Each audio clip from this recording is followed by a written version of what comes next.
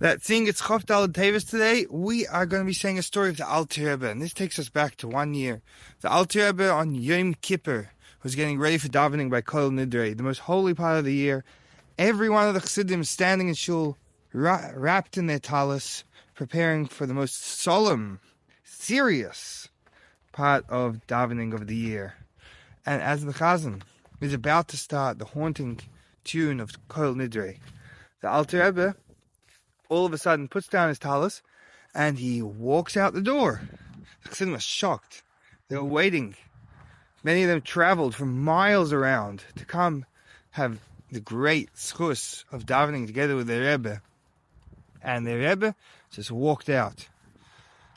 Some of the Chassidim went to watch from afar, and they saw the Alter Rebbe on Yom Kippur, the holiest day of the year. You were not allowed to do any work. Yet he went to the corner of town, and there was a small shack. And next to that small shack, the Alter Rebbe picked up an axe and started chopping wood. They were shocked. Chopping wood is completely forbidden on this holy day, the most holy of all days. It's called the Shabbos of all Shabbases.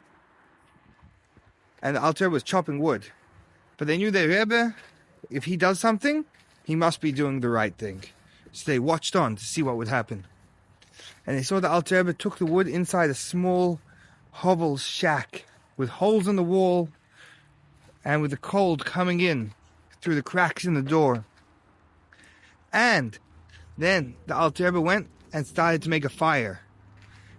The Chassidim watching on couldn't understand. A fire on Yom Kippur? How could you do this? And they saw in the shack, who was in there? Who was the inhabitants of this poor place? They saw a woman lying in bed with a new baby child. And she was too weak to get up to light a fire, to make food. She was stuck in bed. And if not for the Alter Rebbe, she wouldn't have any heat in the house. Then the Alter Rebbe began to cook her meal for her. And he gave her food to eat. And the Chassidim saw, they understood that the halacha is, if someone's life is in danger, you must break Shabbos and break Yom Kippur to go save them. This woman who had just given birth was in a dangerous situation. She was sick. She had no food, no heat. She could have died from that, and the Alter Rebbe came to save her.